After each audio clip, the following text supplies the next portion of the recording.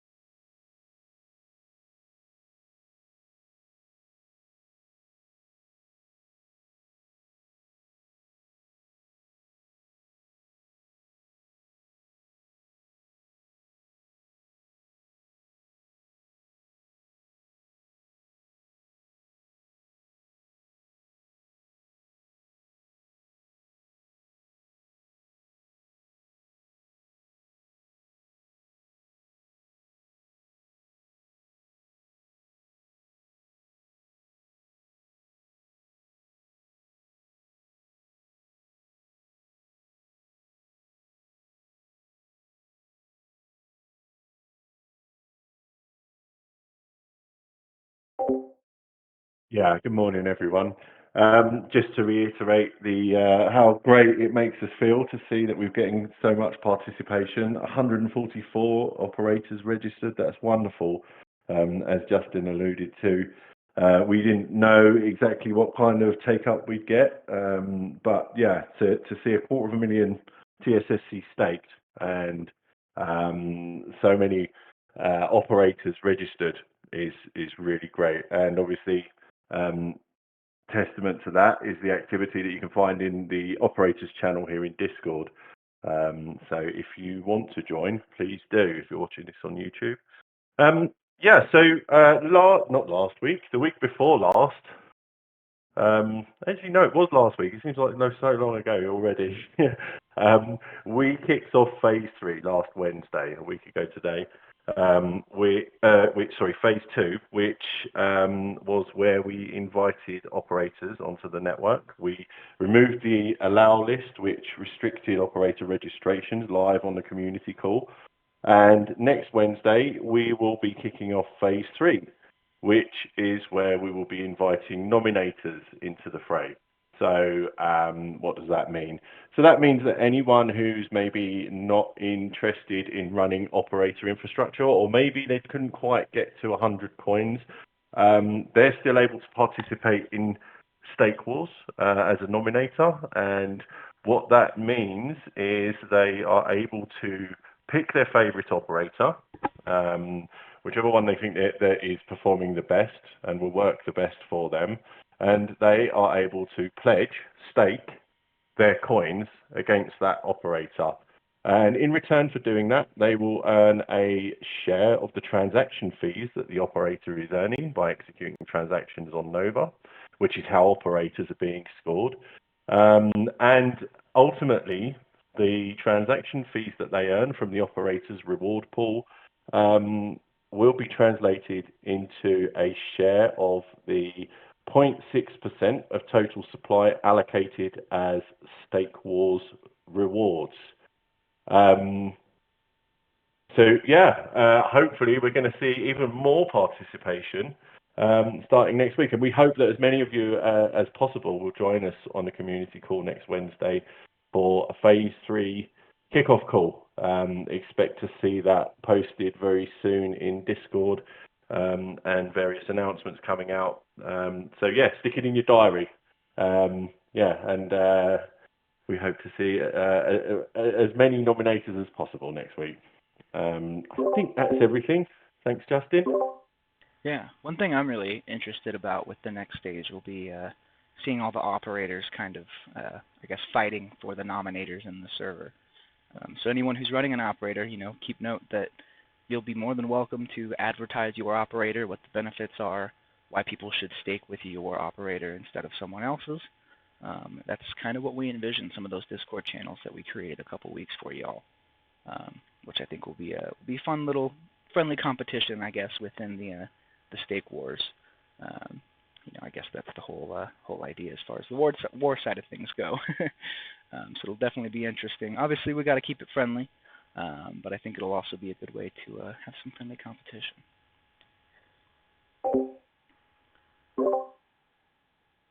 Additionally, one thing that we did notice with the operator guide that Emil had done so much work getting set up, so we did find, and we got some feedback from community members on some best practices that could be improved there. So we wanted to make sure to give you all an update there, which I'll hand it over to Emil to dive into detail and hopefully show us a little demo on how we've updated one particular aspect of our operator setup guide. Sure. Hey, Justin, and hey, everyone. So yeah, some of the community members noticed that there were some security issues when we were generating the private keys for the operators previously, because we used the commands key generate and then key insert, and we could actually see the private key being stored in the plain text, which is not a very good security practice. So we took the immediate action and we updated the commands and the guides to actually be able to generate the new public key in a very secure manner. So let me just share my screen and walk you on how it currently looks like. And it's also, the guide has been updated. So right after the call, you will be able to just follow along and generate a new key if needed. But of course, if you have already generated it and you feel that it's been, you're storing it securely, there is no need to generate a new key. So on my screen, I have two terminals running. On one, I'll be running a subspace node in the dev mode. So they don't need to specify any other chain. We can specify the dev chain for things to keep simpler. And I'm also specifying the key store path.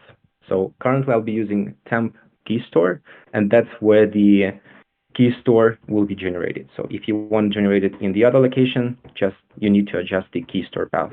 Everything else should be exactly the same as you see on the screen. So I'm gonna start the node and get it running. And in the second terminal, we're gonna host our own version of the Polkadot.js interface. And we're gonna do it through the Docker. So one of the prerequisites to generate a new key pair is to have a Docker installed. So, and then we're gonna run the Docker and specify the project from the Docker Hub that we want to use. In this case, it's Polkadot.js app. And I'll just move my browser window on the screen. Okay, so now I've got two terminals running. So I'm just gonna type localhost in the browser, and I'll be immediately taken to the Polkadot.js interface. As you can see, the chain is subspace development. So it's no longer Gemini 3G, or that's the one that you usually see. It's because we're accessing our own dev chain. And then I'm gonna go to developer, RPC calls. I'm gonna select the author from the call the selected endpoint. And I'm gonna use the method rotate keys. And then I'm gonna make an RPC call And it's totally secure because it's not actually going like online or through the channels. It's actually facing my local RPC endpoint. And something went wrong, of course. So did we miss anything? So the node is working.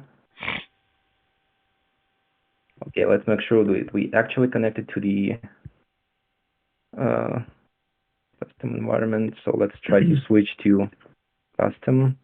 Okay, so sorry, probably connected to the wrong one. It should be a local testnet for the chain. So it's usually under custom environments and access to the exposed route. So let's go back to the RPC calls once again. Author, rotate keys, and submit another RPC call. Yeah, so now it worked flawlessly. So the keys has been generated. So you can either just copy it from here and use it once your node is fully synchronized in order to register an operator. But also, if we go back in a terminal and I stop the node, and I'll do the ls, you'll see that there is a template folder. So if we go to temp, you will see that there is key store. So that's the same public key that we've just created. So it's also been automatically added to the key store location that we specified when we were setting up and running node locally. So there you go. Now we have a new and secure way to generate your public key, which you're going to use to register your operator. Oh, that was pretty that went pretty smoothly. Only one smaller bug. Definitely. I've got a couple of questions. Go ahead, Jim. Sorry, Justin. I've got a couple of questions, if that's all right, Emil. Yeah, absolutely, of course. Sure. Okay. Well, no, that's fine. I just wanted to really talk. I'll just make sure that I understand the process. So this is, just to recap, this is about offering a more secure way for our operators to store and interact with keys. That's the whole reason we're doing this? Yes, that's correct. Absolutely. Okay, that makes sense. And so will the current release, will that work with this new feature? Yeah, there's going to be a new release today. I don't think we made the release this morning, but it's going to be available in the next couple of hours, and it's going to work with the newest release. Okay, so those who want to take advantage of this, they will need to wait for the next release, which you'll see something in the release notes about that. Oh, sorry, I've actually used the November 21 version, and it works. So sorry, ignore my last sentence. So it's currently working even for the previous releases. Okay, right, excellent. And so that means that this must be fully backwards compatible. So an operator can decide whether they want to adopt this new feature or not. They can carry on as they are, accepting that security risk. Is that correct? Yeah. Yes, exactly. Okay, excellent. And then the last thing I just wanted to point out is that this does require installation of Docker. So I've popped the Docker install docs, which is what we recommend users follow to bring up Docker. It's pretty painless. Yeah, thanks, Emil. Thanks for the clarifications as well. One thing I want to mention as well is obviously this process can be a little clunky compared to a full mainnet ready smooth solution. So obviously we will continue to iterate and improve all of these processes around operators, stake wars, and everything along those lines to try and make it as smooth as possible.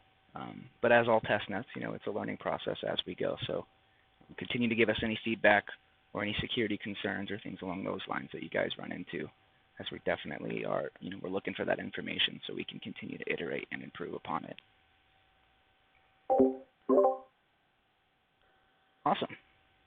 So from there, we also we've got a couple updates from the development team that if you watched the last DevSync, some of this may be a little repetitive, But we also wanted to make sure that everyone is aware of some of the issues that we're taking a look into, and kind of what our approaches will be. So one of the big ones that a lot of operators are seeing is the bundle equivocation fraud-proof errors. So you'll probably seeing this pop up in various different places on your node. Ultimately, this issue is caused by running multiple operator nodes with identical citing keys. What this really results in is then you have two operators who are trying to basically submit the same bundle, which then causes some issues.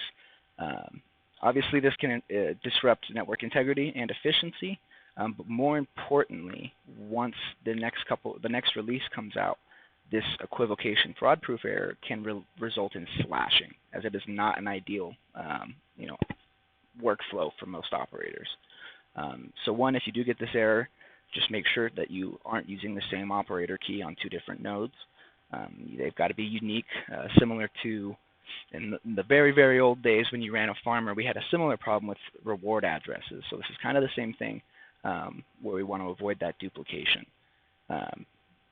And obviously just really ensure that you get this taken care of prior to some of the next versions coming out, because slashing is no fun, but it is a slashable event, because obviously you could technically do some attack vectors and things along those lines with this bundle equivocation if we were to not slash it. So it's not slashing yet, so you still got some breathing room, but consider this the warning for anyone who's seeing that error. I would take that as a code red, shut your operator down, and see what may be going on there. As always, if anyone's facing any trouble, we're happy to help in the various different Discord channels that will help out.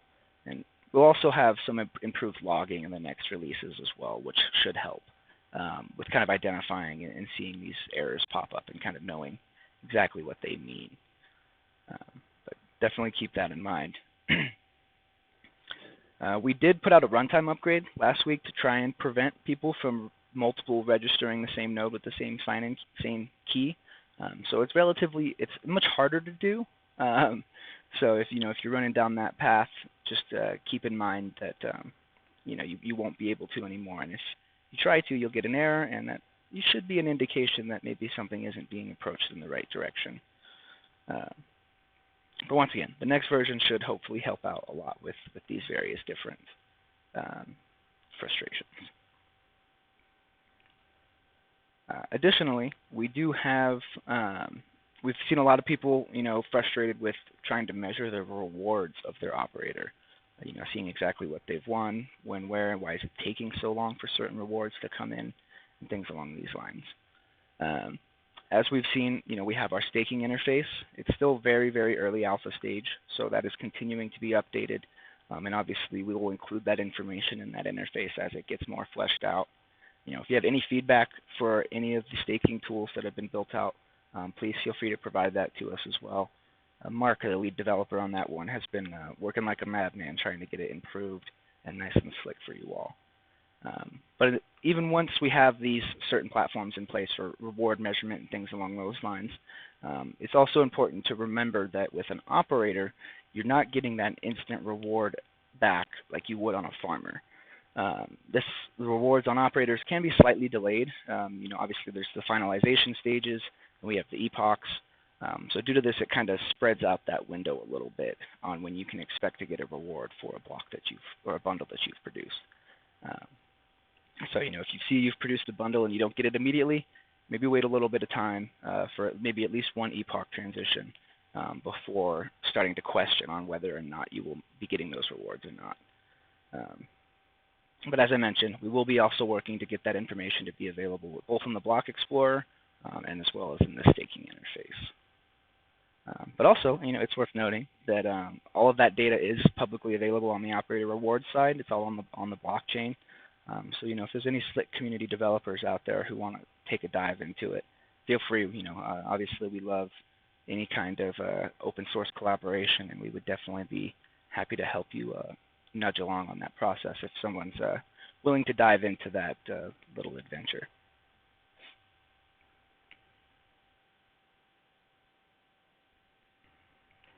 We've also seen another error with the domains being slow domain block execution.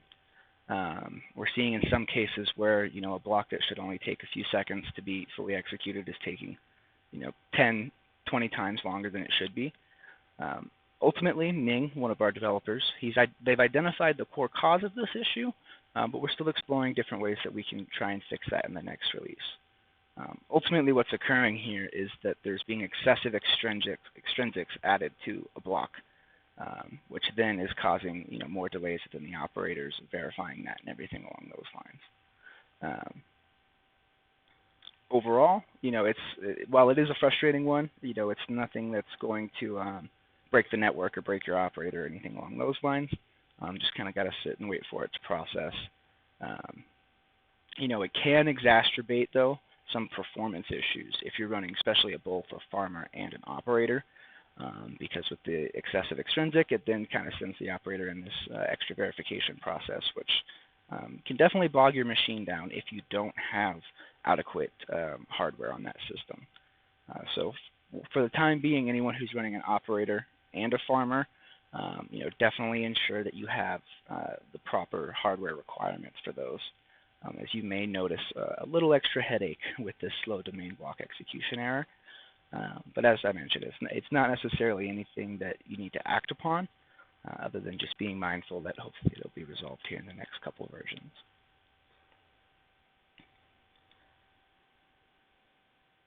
Alrighty.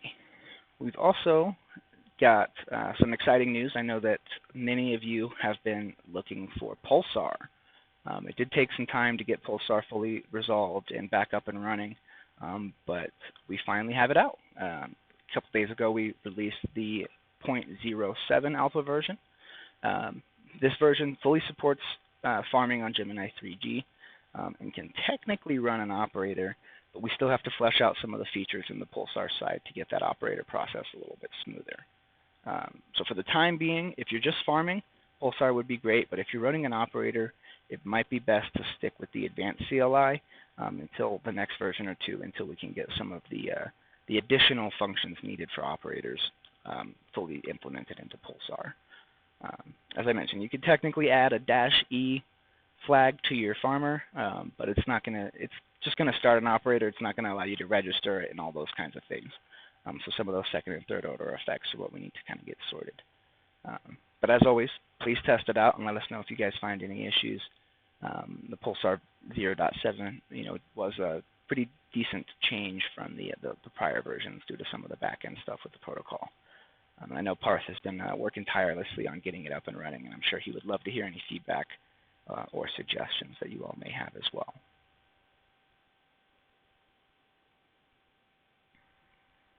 Alrighty. Beyond that, those are some of the main updates that we wanted to kind of focus on for you guys. As I mentioned, when operating versus farming, operator rewards are going to take a little longer. It's kind of subject to delays due to the nature of those epochs and challenge windows and things like that. So keep that in mind when you're operating. And also, we're still continuing to improve our documentation in the operator side of things. So as always, we have our docs contest, our 250 USDC reward for the best documentation submission. So if you see something in the operator guide that you feel is really clunky or could be improved, feel free to open up a PR and get that submitted. Or if you just want to bring it to our attention, we'd be happy to get it updated as well. As always, Emil and I are constantly updating that documentation and love any feedback that you all can provide on how we can improve that. On that note, Justin, I did notice that Daria has made some clarifications to the Subnomicon about rewards. I know that feedback from operators, certainly here in Discord, has been that they want to really get into the nuts and bolts of how rewards are calculated, understandably, of course. And I've seen there's been a couple of commits. I believe they've been merged. If not, they're going to be merged very shortly. So definitely worth checking out the Subnomicon link. I'll drop it in the chat. If you don't mind, Justin, there's a couple of other things I just wanted to touch on that have occurred to me during the call, if that's okay. Of course. Please take it away. Okay. So first of all, I just checked the release notes of the release from today, and there is a change in there that for our operators, which is quite important. You have to provide your operator ID on the command line. So if you do check the release notes, you'll see that we have the changes are that you need to provide operator ID. And if you provide that, you no longer need to provide the operator flag, because obviously if you're providing your operator, you are an operator. If that's not supplied, if operator ID is not supplied, the node will run as a full node instead of an operator node. And you can get your operator ID. So the docs, the staking and operator documentation in the official docs explains how to get your operator ID. Personally, I'd just pop onto the staking interface where it's listed against your operator. But if Polkadot.js is your bag, there is an explanation of how to find your operator via their website. There's also a fix, of course, which is another hot topic. So everyone's reporting that we're seeing this fetch assigned messages, myself included. We saw it prior to phase 2 kickoff. In fact, it's been around for a while. There's been an issue open for it, and I'm pleased to say that devs have released a fix for that. So upgrading should see your logs looking healthier. And just, overall, this idea that you are linking your operator ID to your node is another way that we can combat equivocation errors. This is to protect our operators from accidentally running two operators with the sign-in key. We appreciate that. We don't want to slash people, as we're all on this learning journey together. So we don't want to slash people unduly. We want to make sure that we've given operators the framework and as much opportunity as possible to not be in a state that they're going to be subject to slashing. Hopefully we will see our operators upgrading to that new release as soon as possible. I think that was it. Oh, we do have a question from hang on, Capybara. Okay, operator ID 999. So I think you're asking if it should be quoted, Capybara. I'm going to go out on a limb and okay. So Emil's confirmed. It doesn't need quoting, not a string. I potentially it could work both ways, but let's trust Emil on this. He's actually run it, so excellent. There is a question from Lazy Penguin. Guys, can you tell me if there will be a detailed leaderboard by operator nominator?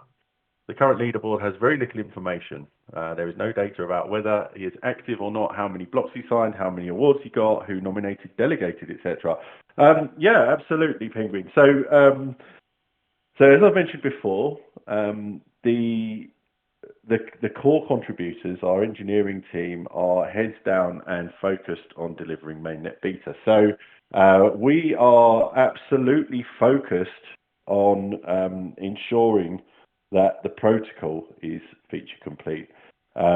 We appreciate that you want to be able to see how you're doing as an operator, but a bells and whistles interface such as the one you've referenced there from NodeSguru for another project is unfortunately a nice to have. It's a question of perspective. Now, we are working on something. I'm not sure it's going to display all the metrics you're asking for, but I will temper that with the fact that there is one message above the one that you've just posted, your question. There is an endpoint there where anyone can set up a script to query via GraphQL these metrics. So if you can't wait for us to get to releasing an updated leaderboard, please do have a play with the GraphQL endpoint. You'll find the information there. And if any of our enterprising community members want to really get noticed, it would certainly be credit towards say joining the ambassador program, for example, feel free to harness that GraphQL endpoint and produce some kind of dashboard or whatever is useful to you. That's one of the things we love is the ingenuity of our community when they come up with wonderful ways to solve problems that they're presented with. I think that's the only question we have, unless there is another one. I'll hand that back over to Justin.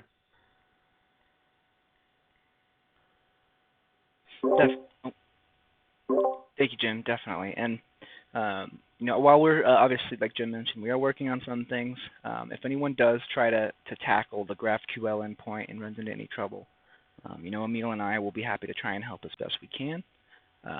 Obviously, we're not the full dev team, but we're at least familiar a little bit with that side of things. So anyone who tries to tackle it, and if you run into a roadblock, feel free to reach out. As open source, it's a collaborative effort. And we understand that we as the team may have some fundamental knowledge that may be lacking in certain places. But this is also, another example on areas that we can improve documentation as we kind of run through these kind of processes as well. Alrighty. Well, I think that was all we had on the agenda so far. If we have any other questions, we'd be happy to tackle them. Beyond that, we will let you all go.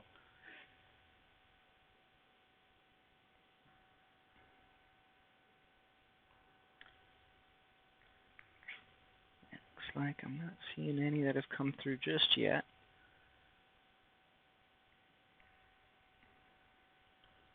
Got some people typing and everything. But overall, as we've all mentioned, we're continuing to work as best we can to improve the Stake Wars process and just the staking experience in general. Obviously, this will be an iterative process as we continue to progress along through the various stages. We have a question from Unotic. Do we need to upgrade to the latest version or revision as operators? Generally, it would be advised. One of the things that we mentioned in the latest version is that includes that operator ID that Emil and Capybara just had mentioned above, and some other improvements on the operator side of things as well. So I definitely would suggest it. As most alpha software, Nazar is pretty good at ensuring there's no regressions and things along those lines within our releases. So generally, it's always recommended to update as soon as possible. Even in some cases, by staying on old versions, you can actually hinder the network because if there's some kind of bug or something in an old version you're using, it may be slowing down various aspects of the network. So this is why we're so loud and annoying about all of our releases every time they come out. It's just to ensure that all of these issues are resolved and that nothing persists longer than it needs to. And I would kind of keep that same mentality as an operator as well to ensure that everything's up to date. And especially as an operator, considering that uptime is a very high priority, you'll probably want to do it sooner rather than later, because then all of a sudden, if you're multiple versions behind, it might be a little more problematic than it would have been otherwise. Definitely. Maybe just to add to it, the logs would be less noisy because you won't see the fetch assigned messages anymore, and now we're getting plenty of these. Yeah, and as Jim just pointed out, it would be much harder to accidentally run two operator nodes with the same public key, and at the moment that's one of the reasons we're getting some of the error messages in logs. So hopefully, because with the new release you have to specify your operator ID, this error will be gone too. Definitely. And speaking from experience, getting slashed is never a fun process. So do your best to avoid that. Luckily, it's a test net, but even then, it will be it's never fun, and it can be frustrating, especially when it might be caused by a bug that's fixed on a newer version or something along those lines.